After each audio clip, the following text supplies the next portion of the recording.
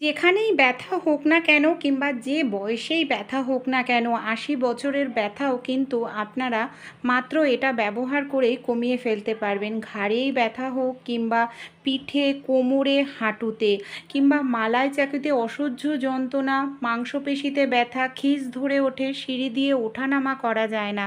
ব্যথার থেকে বাঁচতে পেন কিলার খাই, যেটা অনেকটাই দাম, এমনকি স্বাস্থ্যের জন্যও ক্ষতিকর। তাই ঘরোয়া এই রেমেডিটি একবার ট্রাই করে দেখুন। অনেকটা টাকা পয়সা খরচা করতে হবে না, ঘরোয়া উপায়েই ব্যথার থেকে আপনারা আরাম পাবেন। হাঁটু ব্যথা, কোমর ব্যথা, জয়েন্টের ব্যথা কিংবা বাতের ব্যথা, যে কোনো ব্যথার থেকে বাঁচতে এখন আর ওষুধ খেতে হবে না। খুব সহজেই ঘরোয়া উপায়েই ব্যথার থেকে আপনারা আরাম পেতে পারবেন।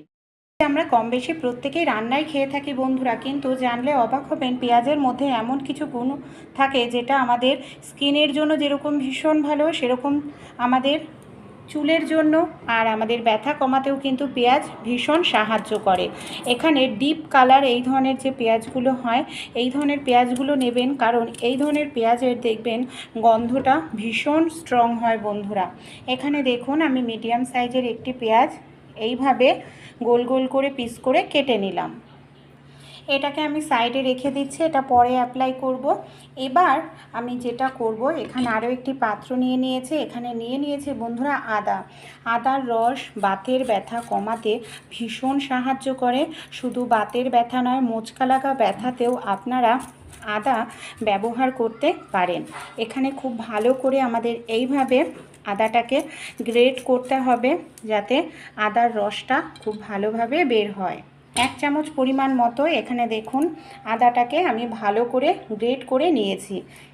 আর এই উপকরণগুলো যদি ব্যবহার করেন, ঘরোয়া পদ্ধতি 100% কাজ দেবে। সেই সঙ্গে আমাদের কিন্তু ব্যথা কমানোর কোনো ওষুধ খেতে হবে না। এবার আমি নিয়ে নিয়েছি একটি পেঁয়াজ। পেঁয়াজটাকেও আমি এখানে কি করব, এইভাবে ধীরে ধীরে ভালো করে গ্রেট করে নিয়ে নেব।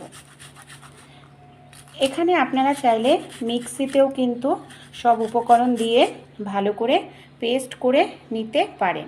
দেখুন আদাটা ভালো করে গ্রেট করা হয়ে গেছে, পেঁয়াজটাও ভালো করে গ্রেট করে নিয়েছি।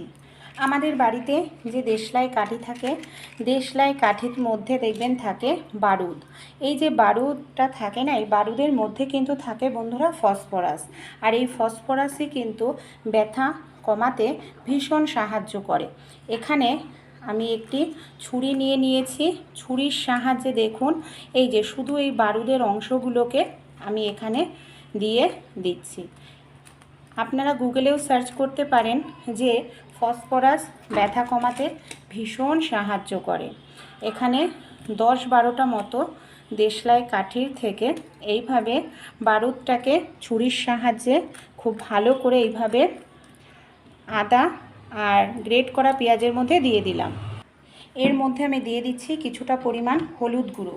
হলুদ কিন্তু প্রাকৃতিক ব্যথা কমানোর একটি মহা ভেষজ উদ্ভিদ বলতে পারেন। ভেষজ মশলা যেটা আমাদের প্রাকৃতিকভাবে মোচকা লাগা ব্যথা, বাতের ব্যথা, হাঁটু যন্ত্রণা, কোমর যন্ত্রণা, জয়েন্টের ব্যথা কমাতেও ভীষণ সাহায্য করে। সব উপকরণ দিয়ে ভালো করে মিশিয়ে নিতে হবে। এখানে আমি নিয়ে নিচ্ছি সরিষার তেল। সরিষার তেলের পরিবর্তে এখানে কিন্তু আপনারা ব্যবহার করতে পারেন বন্ধুরা রেড্ডির তেল, বা যাকে ক্যাস্টর অয়েল বলে, সেটাও আপনারা ব্যবহার করতে পারেন। সব উপকরণ দিয়ে খুব ভালো করে এইভাবে মিশিয়ে নিলাম।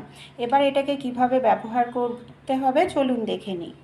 এখানে দেখুন গ্যাস আমি অন করে নিয়েছি, গ্যাসের ওপর বসিয়ে দিলাম আমি এখানে লোহার তাওয়া।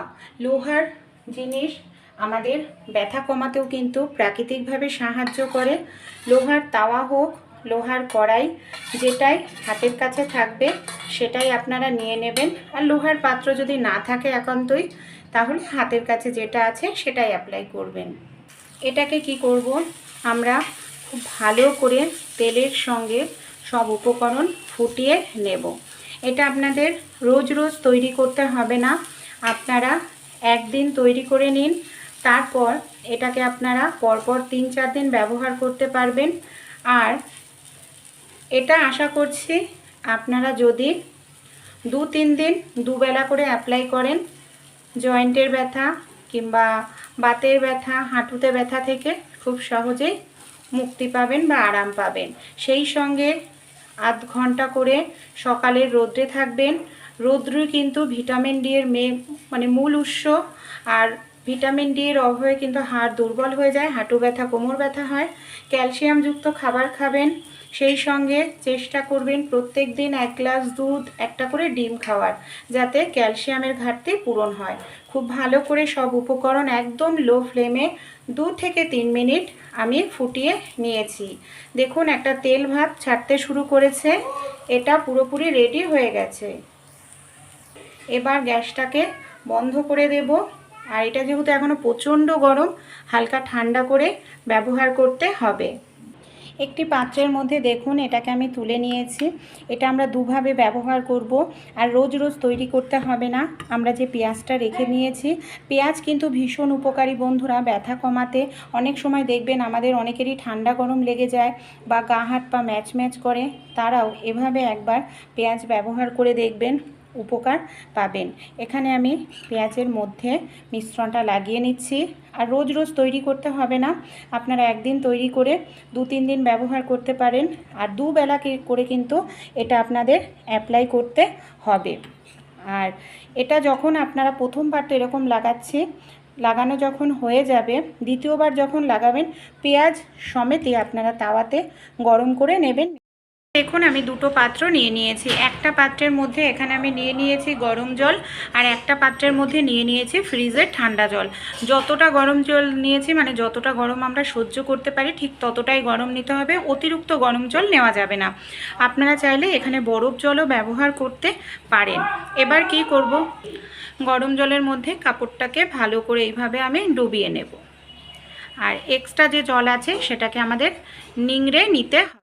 আমাদের ব্যথা হোক, হাঁটুতে ব্যথা কিংবা কোমরে ব্যথা, এটা যে শুধু বয়স্কদের হয় তা নয় বন্ধুরা। এখন কিন্তু সব বয়সেই দেখা যাচ্ছে যে হাঁটু যন্ত্রণা, সিঁড়ি দিয়ে ওঠানামা করতে কষ্ট হয়, কিংবা এই থায়ের নিচের দিকটা মানে মাংসপেশিতে প্রচণ্ড পরিমাণে ব্যথা, টান ধরে, খিঁচ ধরে, অনেকটা সময় দাঁড়িয়ে থাকলে গোড়ালি যন্ত্রণা করে, বা আমরা রান্নাবাড়ি করতে গেলে এই যে আমাদের কবজিটা আছে না, কবজিতে যন্ত্রণা করে। তা যেখানেই ব্যথা হোক সেখানেই আপনারা সবার প্রথমে কি করবেন, এই যে সবার প্রথমে গরম জলে সেঁক করে নিতে হবে। এই দেখুন আমি সবার প্রথমে এই বাটির মধ্যে গরম জল নিয়ে নিচ্ছি, একটি কাপড় দিয়ে এইভাবে ডুবিয়ে নেব। ব্যথার জায়গায় 10 থেকে 15 মিনিট প্রথমে গরম জলে সেঁক দেব। এইভাবে গরম জলের সেঁকটা ভালো করে দিতে হবে 10 থেকে 15 মিনিট। তারপর নিয়ে নিতে হবে ফ্রিজের ঠান্ডা জল। ফ্রিজের ঠান্ডা জলটা নিয়েও যেখানেই ব্যথা সেই জায়গাটা এইভাবে মাংসপেশিতে হোক কিংবা কোমরে, হাঁটুতে এইভাবে 10 মিনিট ঠান্ডা জল, 10 মিনিট গরম জল সবার প্রথমে সেঁক করে নিন, তাহলে আরাম পাবেন। তারপর যে আমরা তেলটা তৈরি করলাম এটাকে সামান্য পরিমাণ একটুখানি নিয়ে নেব। সামান্য পরিমাণ একটু নিয়ে খুব ভালো করে এটাকে এইভাবে ব্যথার জায়গায় মালিশ করব। খুব সুন্দর করে ব্যথার জায়গায় 10 থেকে 15 মিনিট মালিশ করুন। রক্ত চলাচল ভালো হয়, নার্ভ সচল থাকবে, মাংসপেশিও সচল থাকবে, বিষ ব্যথা কমতেও ভীষণ সাহায্য করবে। শুধু এখানে নয়, এই যে থায়ের এই দিকে যে মাংসপেশিতেও প্রচণ্ড পরিমাণে ব্যথা করে, সেই সব জায়গাতেও আপনারা এইভাবে তেলটা ডলে নেবেন। আর তেলটা দিয়ে যখন মালিশ করবেন অবশ্যই তেলটাকে গরম করে নেবেন, ঠান্ডা তেলে নয়, যতটা গরম সহ্য করতে পারি। তারপর এই যে পেঁয়াজের মধ্যে দিয়ে রেখে দিয়েছে মিশ্রণ, এইভাবে যেখানে ব্যথা সেই জায়গায় এইভাবে দিয়ে দিন।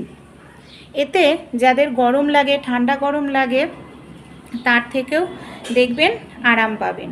তারপর কোনো কাপড় দিয়ে এটাকে এইভাবে ঢেকে রাখুন, মানে 10 থেকে 15 মিনিটের জন্য, বা আপনাদের হাতে যদি সময় থাকে আধ ঘন্টার জন্য এইভাবে ঢেকে মানে বেঁধে রেখে দিন কোনো কাপড় দিয়ে, আরাম পাবেন। মানে আধ ঘন্টা পর এখানে আমি খুলছি। এই দেখুন এবার আমি এটাকে খুলে নেব। আর এই যে মিশ্রণটা সমেতই আমরা এটাকে তুলে নিচ্ছি। আপনারা পরপর 2-3 দিন অ্যাপ্লাই করুন। জয়েন্টের ব্যথা, বাতের ব্যথার থেকে দেখবেন আরাম পাবেন।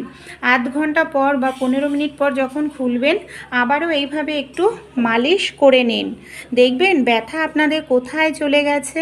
ব্যথা কমানোর কোনো রকম ওষুধই কিনে খেতে হবে না।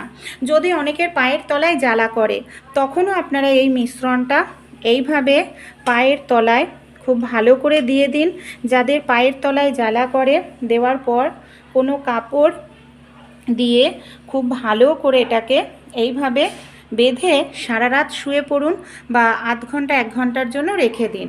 দেখবেন দারুণ আরাম পাবেন বন্ধুরা। অবশ্যই একবার হলেও ট্রাই করে দেখবেন, আশা করছি ভালো রেজাল্ট।